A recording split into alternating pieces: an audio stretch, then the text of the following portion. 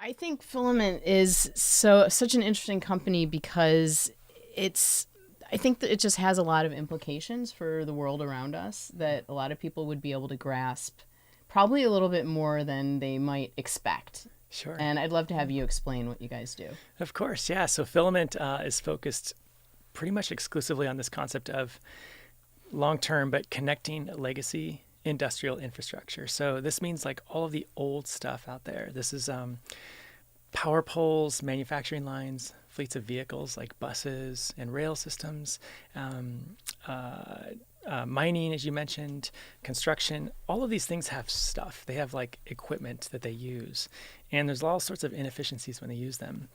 And so what Filament is trying to do as a first short-term pragmatic aspect is to connect that old infrastructure, connect the legacy infrastructure to make what we call make it smart and connected. And what that means then is that these old machines can start to have a little bit of a brain, if you will, and a little bit of a mouth and ears, so communication and logic, to start to do things even in a very simple way that make them more efficient, and thus less waste, less pollution, less inefficiencies overall. So that's kind of the first step, and then we have this other bigger one that's kind of more sci-fi that we can get into. Yeah, I'm definitely interested in that part. Sure. But can you elaborate a little bit on the reducing waste and Sure. streamlining and creating efficiencies and that sort Yeah, of I'll thing? give you a couple examples because we hear these all the time, and it's appalling kind of because we hear about these stories from these big companies. These are huge companies that are a little scary in their size because they're so big. Fortune 50s, meaning top 50 company sizes in the world, Fortune 500s, et cetera.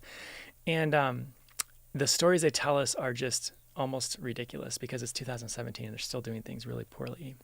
One story that I like to use is that there's a really large construction company. This is a massive construction company that's based out of the Midwest of the U.S. Mm-hmm. They build things like the project we were working with them on was a 28-lane highway project in Dallas-Fort Worth around the airport. So, 28 lanes is a lot of stuff. Yeah. It's a lot of equipment. It's a lot of asphalt. It's a lot of, plowing and grading and all that stuff. What happens is they have this big work site, 20 miles long by 20 miles wide, and they have these buckets that connect to the tractors that dig ditches and grade. Mm-hmm. These things are called attachments. They will set the attachments down when they're doing work, and they will lose them on this 400 square mile work site. And so they're literally radioing around to their workers, hey, I need this 18-inch wide bucket. And so you have people driving all over the worksite looking, radioing back, I don't see it, keep looking, okay. And, time clock, right? Yeah. And they're bidding on time, and they have to pay penalties if they're late. So what happens is they find a 24-inch bucket too big, and they'll start digging the trench, and they're spending more gas to dig the trench. They're digging more dirt. They have to backfill it, more wear and tear on the truck, on the tractor. It's inefficient. Wow. And so the point is that if you could just give them an Uber map style, where is my bucket? Yeah. Very simple. You can actually save what comes down to tens of millions of dollars in cost over the course of the project. So we're talking about basically like a physical device that is attached to this legacy stuff, whatever it is, this analog equipment or a bucket. Yeah, purely mechanical. And it's like a piece of steel and hydraulic. There's no electrical aspect at all on a bucket. Think of it like when humans started carrying phones around, smartphones. It's like it made them more connected, I guess, in some ways, for better or worse. But it gave them capabilities they did not have before. And we're trying to do the same thing for machines. We're more trackable now. Well, that's the bad part of it. Double-edged sword, right? Yeah. So it's true. Yeah. So I know there's another really, you talked about the sci-fi aspect here. Yeah. And I think what you're getting at is this value exchange That's right.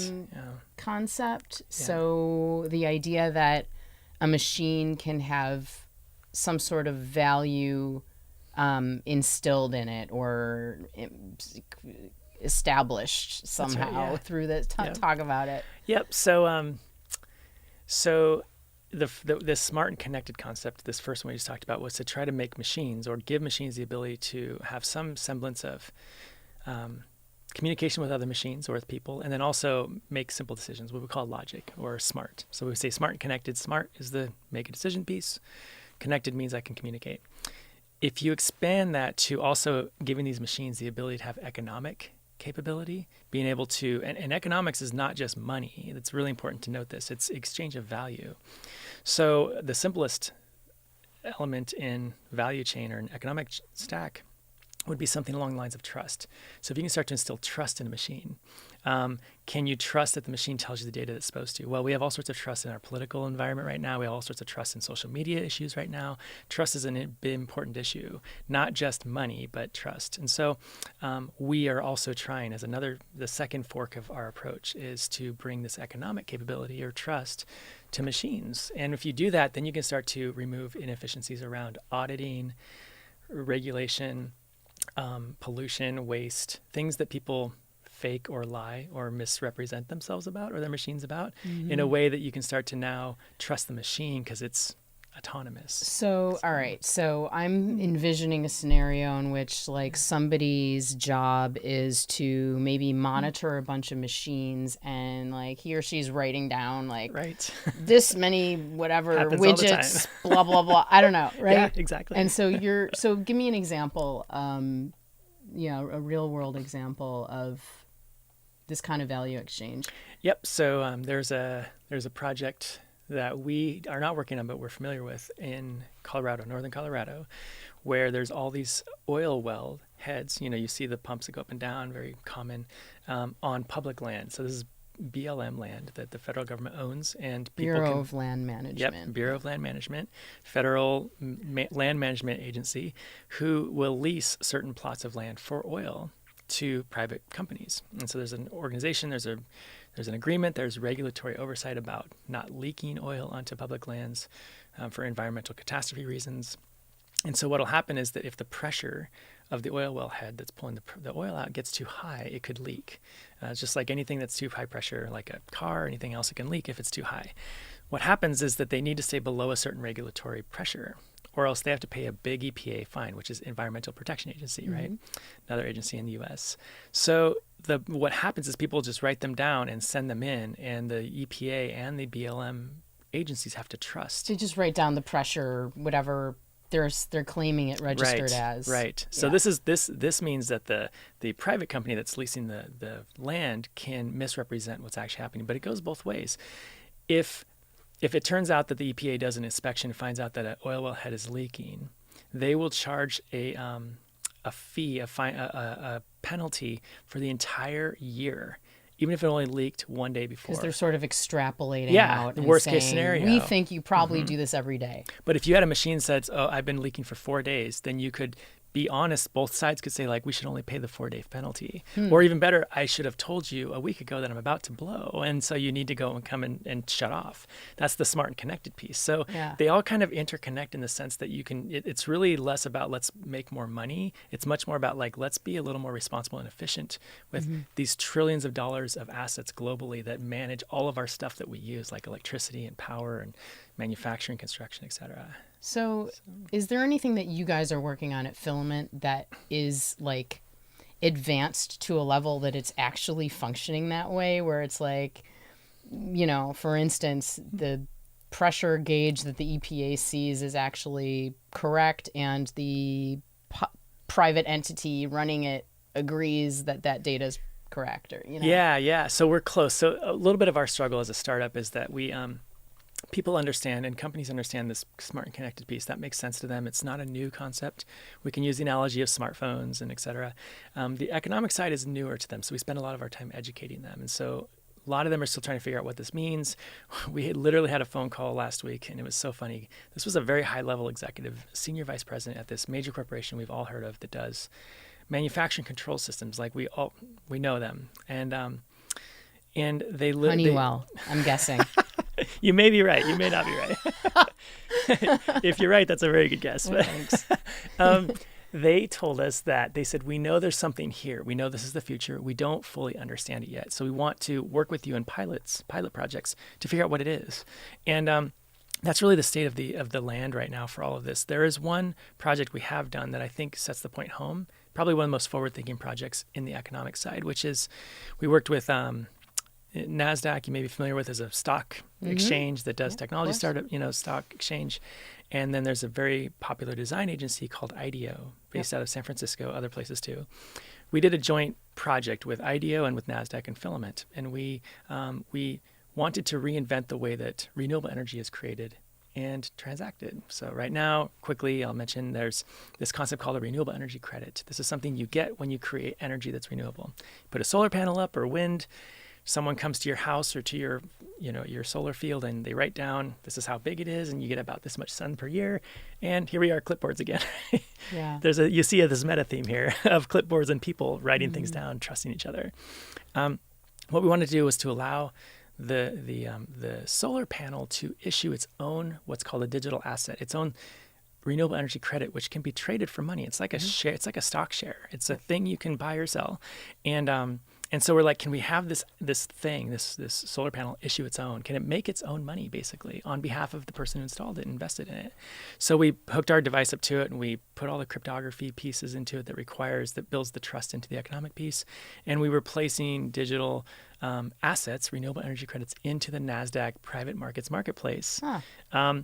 And once you fire the solar panel up and you put it outside, it starts dribbling out money, basically, essentially. And so that really starts to get people's heads turning, going, I get it now. There's not all these middlemen. There's not these places for fraud and inefficiencies take place. It's really congruent and it's very fluid at that point. And you start to map that across all different industries. It gets pretty big. So there's sort of a connection here, potentially, or a application that's probably a little bit more something that everyday people could relate to, that we've talked about. And that's the idea that other types of equipment could have this kind of intrinsic value associated with it through essentially digitizing, creating data from your hammer or your power tools or something. Oh, yes, that's right. That's a good example. And the whole, I know there's kind of this broader vision that you have of steering people away from consumer culture and from, always having to buy something new every time they need to use a tool, for example. Yeah, Cory Doctorow has a lot of things to say about this as a sci-fi author that I'm a big fan of around post-scarcity, right? And so the concept, the idea is that we're moving into a sharing economy. It seems like we're moving there fairly prolifically with Airbnb, Uber, et cetera, where you don't necessarily have to buy the things you use. You just need to buy the service, or more appropriately, the experience or the need. Like one could argue that when you pay for Airbnb, you're not paying for a house or a room. You're paying for shelter. Like you're paying for a roof over your head and safety to some degree and warmth. Same with a car. You're paying for physical transportation, not for the ride experience. Excuse me. So I think what we're trying to help expand is to give that capability to more things, right? What does it look like if you don't all have to buy the same thing? And I'll use a good example. And we may be a little bit spoiled on this because I shared this with you already, so you might know the answer. But I'll say it again on behalf of all the listeners. We like to use this example of what this means to set the point home. If you take a typical power drill, the one you would buy at like Lowe's or Home Depot, this is a drill that maybe costs $100, $200, something like that. You can, battery powered, very powerful. You can drill holes, etc. If you take it for its lifetime of its existence before someone throws it away and buys a new one, and this is a consumer, this is like you or I in our closet or garage. How long do you think in the entire lifetime of that device is the motor actually turning? Like how often is it used in aggregate, if you had to guess, in a time duration? Any idea? I mean, let's say it's sitting in my garage for 30 years. Sure. Maybe you drill a hole of a year, maybe two holes a drill. I don't know, maybe like a few hours or something. Yeah. A few hours to tens of hours, or not a lot. It's 9 to 12 minutes is the answer. Yeah. Okay. So, but then think about this. Scoot back for a moment and be like, you have a drill, I have a drill. Everyone has a drill in their garage, their closet, whatever, their apartment, in a Rubbermaid bucket, whatever. That's wasteful. Like that's silly. We don't all need to have drills. We really don't. What we need holes and screws put into walls or things like that. Or we need to borrow it for a week. So what happens if you could start to apply this as a service concept to a drill, not because we want to extract more value out of people who use it and make a bunch of money necessarily, but because we don't all need physical drills. One could argue that if you could rent drills instead of buy them, it's probably going to be a pretty amazing drill. Like they're going to make it really nice. It's Yeah. like because they don't have to make as many, and the manufacturer can make a really fancy one that might be used for a construction contractor. That's like the super, bells and whistles one. And if they do that, then you get to use that too. So you actually get a better experience, but you pay less. And there's less waste than sitting in everyone's garage. So this concept is called the sharing economy, right? And Filament, part of this economic second piece of it is to help bring the mechanics that are necessary to pay for things as a service, for the goal of not all having to be consumerists and own these things necessarily, but you don't even need drill as a service. What you want is hole as a service. You need a hole in the wall and you'll pay for it, right? That's really what it's a different mindset, right? Yeah. But it's an important distinction. I want to talk about a blog post that you wrote in 2016. And you wrote, I quote, "It's time to start another chapter in my personal life." And that next personal chapter was your gender transition from male to female. And you're undergoing that right now. And I mean, the idea of being a leader of a company and leading a team of people and like going through that process. One thing that's really interesting is at the time in your blog post, you wrote that you have amazing support from your team and, it won't mean any changes for the company. Right. And I have to wonder if there are just things that maybe there have been some changes that you didn't anticipate in some way. There are. Yeah, I'd love sure. Anything that you might want to share. Yeah, totally. So, it's pretty much impossible to go through a gender transition and not expect some changes from people around you or yourself, right? It's just too big of a process for anyone to assume that like it's all just business as usual every day.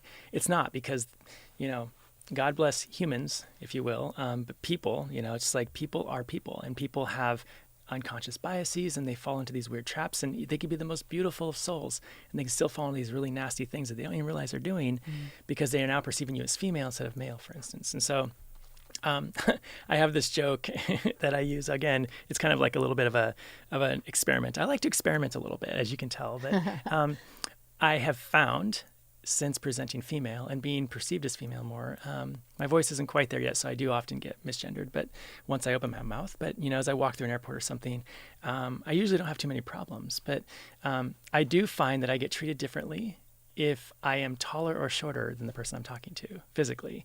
So based on the height of the shoes I'm wearing, I actually get treated differently, which is super interesting. That didn't happen when you This wasn't even male. a thing as a male, right? So, and it's not always condescending. It's just different. It's either complacent or dismissive. It's these different things. And, I have to be careful of my own unconscious biases, because we all have them, where I could be like being overly sensitive to differences in how people are working or talking to me, when it might just be one of those days for them, right? So I have to make sure that there's another balance on my side. But there is certainly some changes that have happened. But I had to, when I came out as transgender, I was in the middle of a fundraising cycle for the company, which is when you raise money for making sure you have money in the bank. Right. And this is meeting with, with all respect to all of our investors who I love dearly, and they're very good. And all the investors that did not invest in us, who are also very good, they all look the same, which is a lot like what this entire podcast is about, is that they are often white, they're often male, they're often older. They're often wealthy. They often have backgrounds in technology or finance. A lot of them have very similar types of backgrounds. Exactly. Maybe you went to the same kinds of schools. Ivy League, et cetera. Yeah. They all know each other. They all have the same golf networks, all club. that, Exactly. So, and that's not a dig on them. That's just a fact. And so going through a gender transition during pitching to folks like this, I knew in my head that this could go really south really fast. And not even necessarily because they're terrible people, but because we all have unconscious biases and we can fall into those without even knowing. And so I made a choice. I had come out to close friends and family, spouse, et cetera, about a year before that.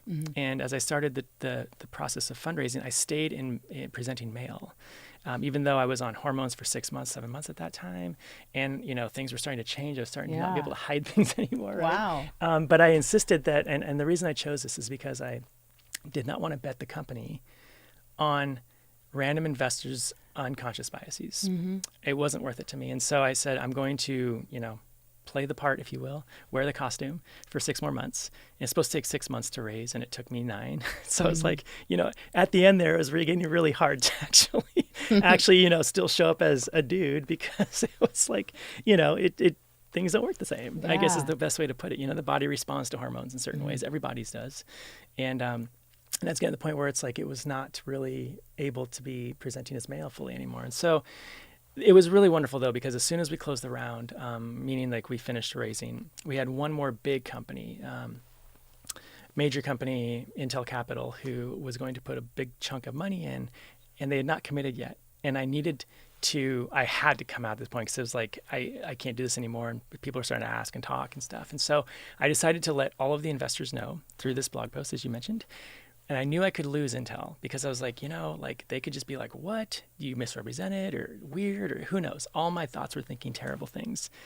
So I call up my contact there. He's a wonderful guy named Pat. And I said, hey, I got to talk to you about a personal thing. We talked on the phone for a little while. And of course, what he says is, you can never expect what people say. You're always wrong. What he says is he said, I really wish you would have told me earlier, because we have a whole diversity fund. We could have actually got this done faster. Right. Like, yeah. Of course. So like, there I go, trying to like think things through too much, right? You can't judge what people will say or do. And that's been a common theme through this whole process, but It's been amazing. And, it's like, I'm very proud of that. I don't want to hide it. I don't expect to hide it. I'm very out about it. I think that there were people in my life who I knew of or had read about, who gave me the inspiration to move forward in my process.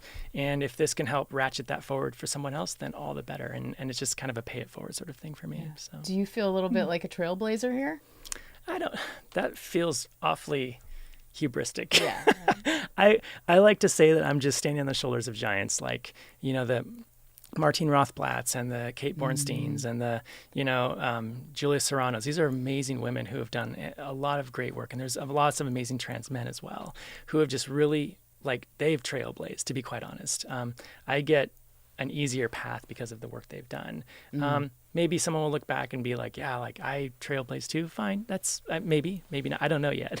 But I hope that if there's one person out there who's like, oh man, I've really struggled with this, and I can actually run a company and a startup, I can raise money while transitioning, maybe I can be that one example that shows a counter example to what everyone thought was impossible.